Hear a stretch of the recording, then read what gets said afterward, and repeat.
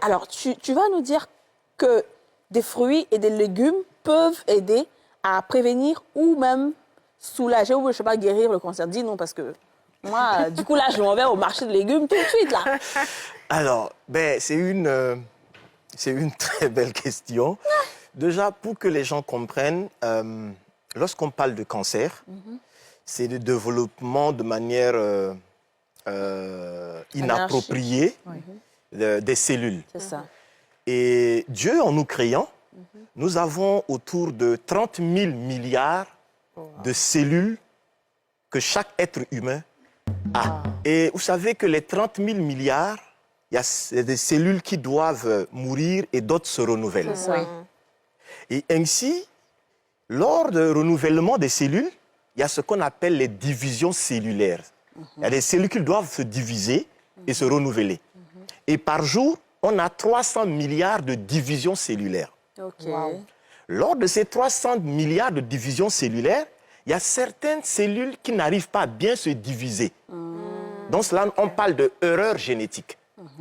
Et ces cellules qui n'arrivent pas à bien se diviser, il y a des globules blancs qu'on appelle des lymphocytes NK. NK veut dire Natural Killer. Ce sont des tueurs spécialisés que le bon Dieu a fait et qui doivent détruire ces cellules-là par jour. Okay. Et par jour, nous avons autour de 100 000 cellules tumorales ou bien cancéreuses qu'il faudrait détruire par jour. Wow. Donc ça veut dire que vous et moi, tous les jours, nous produisons des cellules qui sont soit cancéreuses et qu'il faudrait les détruire. Wow. Okay. C'est important que les gens comprennent cela. sûr. Clairement. Et donc, si tes lymphocytes NK ne sont pas aptes à détruire totalement, ces cellules-là qui ne sont pas bien détruites vont après se réunir, former un amas, et d'où on va maintenant peut-être au niveau des seins palper, on dit que non, il y a eu une masse et tout cela. Donc il faudrait que les gens comprennent. Ah ouais. Okay. Maintenant, qu'est-ce qui contribue à ce que les lymphocytes NK soient inaptes à vouloir détruire totalement ces cellules cancéreuses? Oui. Le premier élément, c'est ce qu'on appelle une alimentation ultra transformée. Cela veut dire quoi? Ça veut dire que lorsque aujourd'hui, tu as une alimentation tellement sucrée, avec une alimentation également avec beaucoup de protéines, surtout animales, surtout les grillades. Oui, c'est important qu'on en parle. Poulet braisé, tout ça là. Mais bien sûr, parce que vous savez... ça, docteur. Non, mais il faut qu'on en parle. Vous savez, par jour, on a besoin de 80 à 120 grammes de protéines par jour. Cela veut dire quoi? Une cuisse de poulet est suffisant. Par jour. Imaginez qu'une personne s'assoit à 20 heures. Et lui seul, il fait commande de demi-poulet ou bien un poulet entier, bien grillé, bien noir, et il mange cela tous les jours. Ah ouais. C'est une alimentation inflammatoire. Oui. Associé à cela des fritures. Il va ajouter des halocos, des frites de pommes. Et donc, tout ce que nous mangeons est hyper cuit. Oui. Et cela va voler l'oxygène, va rendre notre corps acide et réduire la capacité des lymphocytes NK à être aptes à détruire les cellules cancéreuses. OK, Alors, d'accord. Donc ça, c'est le premier élément. Ça, c'est le premier élément. Le deuxième élément, les boissons alcoolisées. Oui.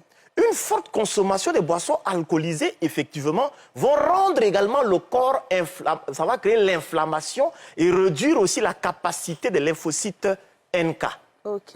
Regardons un peu aujourd'hui comment on prend les boissons alcoolisées de manière vraiment exagérée. C'est vrai. Ou bien les boissons sucrées raffinées. Ouais. Très tôt, déjà, regardons ce que nos enfants mangent. À l'école, les goûters, c'est hyper sucré. À la maison, c'est hyper sucré. Dès lors qu'il a déjà un peu d'argent, il veut aussi continuer à manger hyper sucré. Les noms des viennoiseries, tout ce que nous mangeons. Donc très tôt, nous réduisons les capacités des lymphocytes NK à être aptes à détruire les cellules cancéreuses. Donc ça nous expose déjà. Donc notre alimentation aujourd'hui, si on veut prévenir véritablement le cancer, on est obligé d'avoir ce qu'on appelle une alimentation laser. Laser. Oui, c'est une alimentation anti-cancer, repartir dans le règne végétal. Très bien. Mais alors, ça veut dire, bon, répartir dans le règne végétal, ça veut dire que tout ce qui va être protéines animales comme viande, c'est à éliminer ou à réduire. Et dans quel enfin, à quelle proportion est-ce qu'on doit manger ça, par exemple, dans la semaine? Est-ce qu'on peut manger de la viande tous les jours ou alors est-ce qu'il faut manger 2-3 fois dans la semaine? Comment est-ce qu'on fait? Alors, une excellente question. Notre corps a besoin des protéines pour son fonctionnement. Et tout à l'heure, je disais que si tu n'es pas un sportif de haut niveau, le besoin en protéines, c'est autour de 80 à 120 grammes par jour. Donc, une cuisse de poulet. Une cuisse de poulet suffit. Okay. Mais pour la semaine, on a besoin de 500 grammes. 500 grammes. Alors qu'un poulet, c'est une moyenne de 1,5 à 3 kilos. Ah, docteur. Donc, Imaginez, en fait, quoi à la place? Mais en fait, le problème qui se pose, c'est que nous mangeons de manière exagérée. C'est ça. Imaginez qu'on se retrouve à 2, on dit qu'on va pour un brunch et puis on touche un cabri. On est à 3. Donc, c'est le génocide alimentaire ou bien c'est un championnat alimentaire. Tiens. Donc, regardez Par exemple, ça, est-ce que si, par exemple, on prend une cuisse de poulet le matin, on peut prendre, par exemple, matin. le midi, À je midi. dis, et le soir, est-ce qu'on peut prendre des œufs? Parce que c'est aussi de la protéine. Exactement. En fait, on peut prendre... Oui, si c'est une cuisse le matin, le soir, on peut prendre peut-être un œuf, il n'y a pas de souci. Ok. Mais il ne faut pas qu'on exagère. Parce que D'accord. l'excès de ces protéines, le fait de consommer exagérément les protéines, surtout animales, ça conduit à produire autour de 20 à 30 déchets toxiques dans le corps.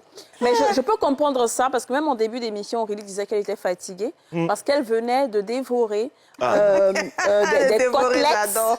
côtelettes de bœuf. Elle en a pris 5 morceaux. Elle est en train de manger. C'est la vérité, on a vu ton plat. Elle a mangé. Donc elle est venue, elle dit « Ah, je me sens mal et tout. » Dans ma tête, je me dis « Ah, je ne vais pas lui dire maintenant, je vais attendre que le professeur lui dise que... » Enfin, quand tu as commandé ton plat, t'as faim. Quand on a fini de manger, là, c'est le même plat, là, tu vas Ce manger. que les gens Souvent, on est doivent même chose. comprendre, c'est que la santé se résume à 2 éléments. Oui. L'oxygénation et la circulation. Tout ce que tu manges doit apporter de l'oxygène, mais pas voler ton oxygène. Alors que tout ce qui va au feu détruit une bonne partie et vient plutôt voler notre oxygène. Une assiette idéale, on doit avoir 50% de cru, 25% des féculents et le reste des 25% des protéines et autres. Mais regardons notre assiette aujourd'hui. C'est Ce vrai. n'est rempli que de quoi? On C'est ne vrai. mange Que même du pas gras. du cru. Oui, c'est On ne vrai. mange même pas. En fait, le truc, c'est qu'on a habitué tellement notre corps depuis l'enfance à Exactement. manger des choses grasses que C'est quand ça. on te parle de légumes, tu n'as pas envie parce que tu as Oui. l'impression que ça n'a pas de goût, C'est ça. que c'est pas Mais bon. parce que, Donc, parce que parfois, on réhabituer ne le sait pas corps. cuisiner les légumes aussi. C'est Il y a souvent ça aussi. parce que réhabituer le corps à, à manger des quand choses on dit de saines. faire légumes, par sautés. exemple, on fait légumes sautés, c'est cuit jusqu'à... Ah, quand tu oui, mets ta ça devrait fourchette, être ça- plutôt une alors que cuisson à la vapeur. Exactement. Mais une sauce aubergine ou bien je ne sais pas, une sauce l'autre, on cuit, on recuit et la même Mais sauce là, après, on le réchauffe 10 On fois. chauffe, hein. Mais après, c'est culturel aussi de manger ça. comme on mange en Afrique. Est-ce que l'ethnicité, finalement, a un impact sur la prolifération des cancers, notamment le cancer du sein? Alors, une excellente question. Normalement, en Afrique, le fait que nous puissions avoir ce qu'on appelle la peau noire, la mélanine, logiquement, permet de protéger le noir. Parce que lorsque nous sommes en contact avec les rayons ultraviolets du soleil, ça vient plutôt créer un effet anti-inflammatoire et un antioxydant. Mais imaginons aujourd'hui, les gens fuient le soleil. Très tôt le matin, on est assis au bureau. On ne regarde même pas le soleil. On rentre à 18 h. Il n'y a pas de soleil. À la longue, qu'est-ce qui se passe? Notre corps devient fragile. Alors que tout ce que Dieu crée, c'est pour notre bien-être. Nous, on ne veut pas que ça nous noircisse. Effectivement. Alors que la mélanine est produite mieux lorsqu'il est en contact avec le soleil.